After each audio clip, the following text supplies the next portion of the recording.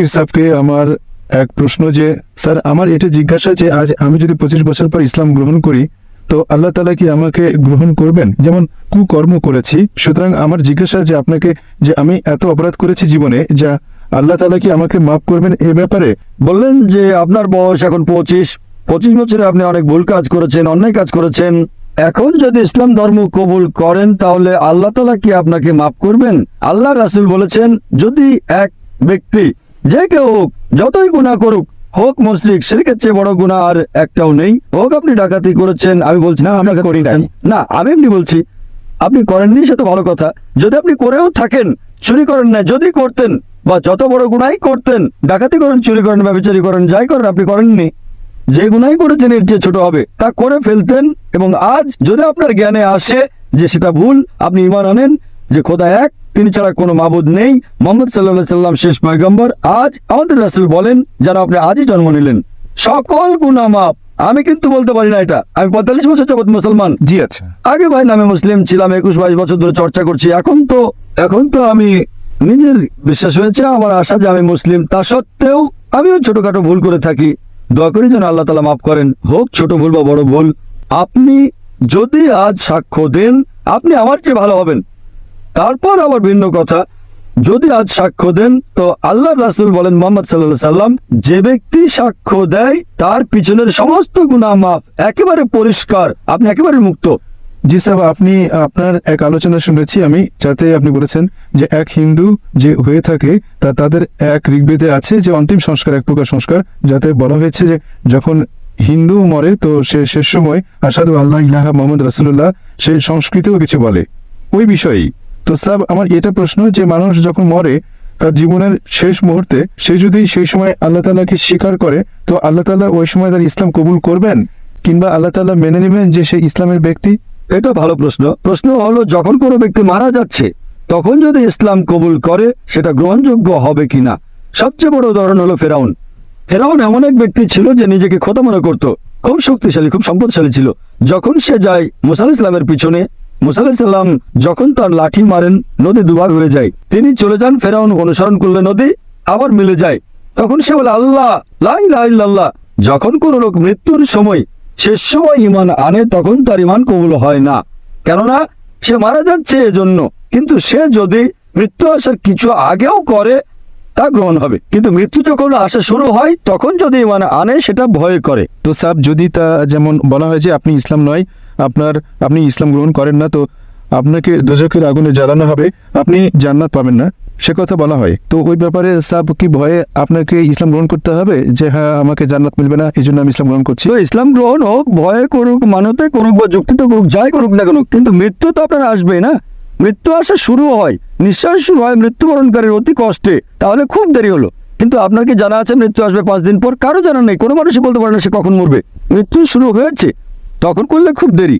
তো এজন্যই সচেতনভাবে আজ আপনার জানা হলো যে হ্যাঁ ভাই ইসলাম সঠিক, তবে আপনি বলেন এখন ইসলাম কবুল করেন, আমি হয়তো আরো 10 বছর 20 বছর বাঁচবো, 20 বছরে বহুত দেরি, এখন গ্রহণ করলে হয়তো ছোটখাটো ভুল করে ফেলবো, তখন তো সমস্যায় পড়ে যাবো। তা আপনি পরিকল্পনা করেছেন আল্লাহর বিরুদ্ধে, এমন পরিকল্পনা করলে যদি মারা যান দোজখ।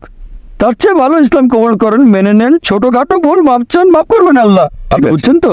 এই পরিকল্পনা আপনার বিশ্বাস হয়েছে, পরে বলবেন এখন কেন কবুল করবো, 10 বছর পর করবো, এখন তো আরাম করবো, মদ পান করবো, আনন্দ করবো। আপনার জানা নেই কখন মারা যাবেন, আনন্দ করতে করতে মরে গেলেন তো গোল্লায় গেলেন। ভাবনা কি এখন গ্রহণ করেন, ছোটখাটো ভুল তারপর আল্লাহ মাফ করবেন, দোয়া করতে পারেন আল্লাহ রহমানুর রাহিম। আপনি বুঝছেন না তো? বিশ্বাস হয়ে গেলে গ্রহণ করেন। এবং স্যার যেমন স্যার 5 ওয়াক্ত নামাজ যদি না পড়া যায় কারণবশত হলো না 5 ওয়াক্ত নামাজ, কেননা এত তাড়াতাড়ি যেমন আজ আমি করি, তো স্যার তাও একটা গুনাহ হবে যে আজ আমি ইসলাম। আয়েশা ভালো প্রশ্ন করেছেন, যদি 5 ওয়াক্ত নামাজ না পড়তে পারে তো কি হবে? আল্লাহ তাআলা বলেন সূরা নিসা সূরা নাম্বার 4 আয়াত নাম্বার 116 এবং সূরা নিসা অধ্যায় নাম্বার 4 আয়াত নাম্বার 48 যে আল্লাহ তাআলা যে কোনো গুনাহ মাফ করে দেন, কিন্তু শিরক মাফ করবেন না। বাকি গুনাহ যতই করেন যদি আল্লাহ চান তো মাফ করতে পারেন। তো শিরকেও তো আমাদের মূর্তি পূজাও আসে না স্যার? যে একদম ঠিক, মূর্তি পূজাও আসে। তো শিরক যদি করেন আল্লাহ তাআলা মাফ করবেন না, আপনি শিরক থেকে বাঁচেন, বাকি গুনাহ আল্লাহ তাআলা যদি চান তো মাফ করতে পারেন। কিন্তু আপনি যদি ইসলাম ধর্ম গ্রহণ না করেন, নামাজ পড়েন বা না পড়েন, জাহান্নাম। এখানে যদি আপনি ভুল করেন ছোটখাটো আল্লাহ মাফ করবেন, নামাজ পড়া খুবই গুরুত্বপূর্ণ। কিন্তু তা সত্ত্বেও যদি নামাজ না পড়েন তাও আল্লাহ তাআলা মাফ করতে পারেন, শতভাগ বলছি না আমি, এক ভাগ না দুই ভাগ আমি জানি না, উত্তম নামাজ পড়া চাই, কিন্তু যদি শিরক বাদ দেন, ঈমান আনেন আর নামাজ না পড়েন, তারপরও আশা আছে জান্নাতে যাওয়ার। এক ভাগ না দুই ভাগ না পাঁচ ভাগ, তা পরে দেখা যাবে সেটা। যদি ঈমান না আনেন তো শতভাগ জাহান্নাম। যদি আপনি ভুল করেন একটাও আপনার দায়িত্ব পালনে। উদাহরণস্বরূপ একজন মহিলা বড় গুনাহগার ছিল, হ্যাঁ শুনেছি আমি। শুনেছেন না? তো একটু একটু আল্লাহ তাআলা মাফ করতে পারেন, কিন্তু শিরক কখনো মাফ করবেন না। তো যা আমি বলতে চাই, আজ আপনি ঈমান আনতে চান কিনা? ইমান, আসলে আমি একটি বিষয় অবশ্যই আপনাকে জিজ্ঞাসা করতে চেয়েছিলাম। সময় অবশ্য খুবই কম। জি হ্যাঁ, বাস এটাই আপনাকে জিজ্ঞাসা করবো যে স্যার, আপনি বলছিলেন যে একজন হিন্দুর যে ভগবান, সে অন্যের সাহায্য নিচ্ছে, অন্য ভগবানের সাহায্য নেয়, তো কেন উপস্থিত থাকা উচিত? আমাদের তো তার নিকটই প্রার্থনা করা উচিত। একদম আল্লাহ ঠিক। তাআলা তো শত্রু উৎস। একদম ঠিক। তো আল্লাহ তাআলা আমাদের কেন এই বিষয় থেকে তা করায় না, প্রস্তুত কেন করার নাই যে হ্যাঁ ঠিক আছে, নিতেশ নয়, আমি আহমদ হতাম, আমি ঠিক আহমদ হলে আমার ওইগুলো করতে হতো না। আচ্ছা, এই বিষয় আল্লাহ তাআলা আপনাকে আহমেদ কেন বানান নাই, নীতিশ কেন বানালেন? আল্লাহ তাআলা আপনাকে পরীক্ষা করছেন, প্রশ্নপত্র দিলেন। যদি শিক্ষক সবাইকে প্রশ্নপত্র দিয়ে দেন তাহলে লাভ কি? আল্লাহ তাআলা জানতেন যে আপনি জাকিরের সাথে দেখা করবেন, না স্যার। তাই না? আমি জানতাম না, আল্লাহ তাআলা জানতেন যে আপনি জাকিরের ক্যাসেট দেখবেন, ঠিক কি না? জি। তো এখন আল্লাহ তাআলা আপনাকে পরীক্ষা করছেন যে জাকির সত্যের কথা বলার পরে আহমেদ ছাড়েন, আপনি তো এখন নীতিশ না। আপনি কি করে জানলেন যে আহমেদ জান্নাতে যাবে না দোজখে যাবে? হতে পারে ওই আহমেদ নামের মুসলমান দোজখে যেতে পারে। আপনি তো নীতিশ ছিলেন, এখন ঈমান গ্রহণ করবেন তো আহমেদের চেয়ে উত্তম হবেন। আহমেদ বাদ দেন, জাকিরের চেয়ে উত্তম হবেন আজকের জন্য। সামনে কি হবে তা আল্লাহ তাআলা জানেন। তো সৌভাগ্যবান আপনি, আহমেদ ছিলেন না। যদি ঈমান আনেন, ঈমান না আনলে সেটা ভিন্ন কথা। তো আল্লাহ আপনাকে সুযোগ দিয়েছেন কি, আজ আপনি কি ঈমান গ্রহণ করতে চান কি না? আপনি মানেন যে খোদা এক? স্যার, ইমান কি আপনার মতে? ইমান ঈমান এই যে আপনি এক খোদায় মানেন। ইমানের অর্থ খোদা। আপনি এক খোদায় মানেন কি না? খোদাকে তো মানি আমি। আপনি মানেন যে মূর্তি পূজা করা অন্যায়? স্যার, মূর্তি পূজা অন্যায় আপনি মানি। মানেন যে মোহাম্মদ সাল্লাল্লাহু আলাইহি ওয়াসাল্লাম শেষ পয়গম্বর? স্যার, এ ব্যাপারে আমি তো বলতে পারি না যে তিনি পয়গম্বর। তো সত্যি করে তার বিষয়গুলো অত্যন্ত সঠিক, তিনি যা বলছেন তা সব নির্ভুল, কিন্তু আমি জানি না যে সে পয়গম্বর না সাধারণ মানুষ। এ বিষয়ে না না না ভাই, তিনি মানুষ। মানুষ সাধারণ নন, কিন্তু মানুষ। তিনি খেতেন, ঘুমাতেন, পরিশ্রম করতেন, কষ্ট হতো, মানুষ ছিলেন তিনি। কিন্তু একজন বাছাইকৃত মানুষ ছিলেন, সাধারণ মানুষ ছিলেন না। আল্লাহ তাকে মনোনীত করেছেন নিজের বার্তা প্রচারের জন্য। তো আপনাকে মানতে হবে যে তিনি মানুষ ছিলেন, কিন্তু সাধারণ মানুষ নন, তিনি ছিলেন পয়গম্বর। পয়গম্বর মানে এমন না যে তিনি মানুষ নন, পয়গম্বরও একজন মানুষ, কিন্তু আল্লাহর বাছাইকৃত মানুষ, যিনি মানুষের কাছে আল্লাহর বার্তা পৌঁছে দেন। আপনি মানেন যে তিনি মানুষ, যিনি মানুষকে বার্তা পৌঁছে দিতেন? জি স্যার, তা তো মানি। তো তাকে বলে মুসলিম। এখন আপনি কি সাক্ষ্য দিতে চান? স্যার, তা তো জোর নেই, জোর নেই। আপনি মানেন যে খোদা এক? জি হ্যাঁ। মানেন যে মূর্তি পূজা করা অন্যায় এবং মোহাম্মদ সাল্লাল্লাহু আলাইহি ওয়াসাল্লাম শেষ পয়গম্বর, মানুষ কিন্তু পয়গম্বর। তো আপনি আমার মতে মুসলিম। আগে আপনি চলতে থাকেন, নামাজ আস্তে আস্তে আসবে। তা মানেন আপনি? জি, তা তো মানি আমি। মানেন? আপনাকে জোর করছে কেউ তাকে মানতে? না স্যার। তো আপনি বলতে চান আরবিতে? জি স্যার। আচ্ছা, কোনো জোর করছে না তো কেউ? না স্যার। কোন আর্থিক চাপ? না স্যার। অন্তর থেকে করছেন? জি। মাইক নম্বর 1-এ এক শিখ ভাই আছে, সেও ইসলাম গ্রহণ করতে চায়। একজন শিখ ভাই সাহেব, আপনার নাম কি? আমার নাম রমেশ সিং। রমেশ সিং।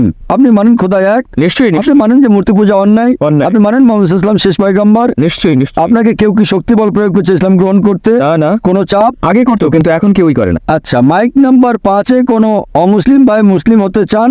আমার নাম রাজেশ কুমার। মাশাআল্লাহ, এক শিখ ভাই আছেন। আরেক ভাই এখানে, আপনারা অন্তর দিয়ে গ্রহণ করতে চান? তো ইনশাআল্লাহ আমি আরবিতে বলছি, আপনারা বলেন। আশহাদু আল্লাহ ইলাহা ইল্লাল্লাহ ওয়া আশহাদু আন্না মুহাম্মাদান আবদুহু ওয়া রাসূলুহু।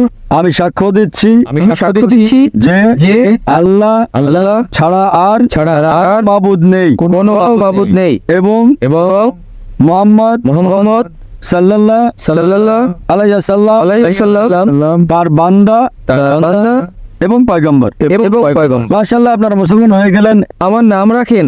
আপনার নাম কি এখন ভাই সাহেব? বর্তমানে কি নাম ছিল? বর্তমানে আমার নাম রাজেশ কুমার। রাজেশ কুমার। আপনার নাম রাজেশ কুমার ছিল। এখন আমার মাথায় যে নামটা আসে তা হলো বেলাল। আপনি আপনার নাম বেলাল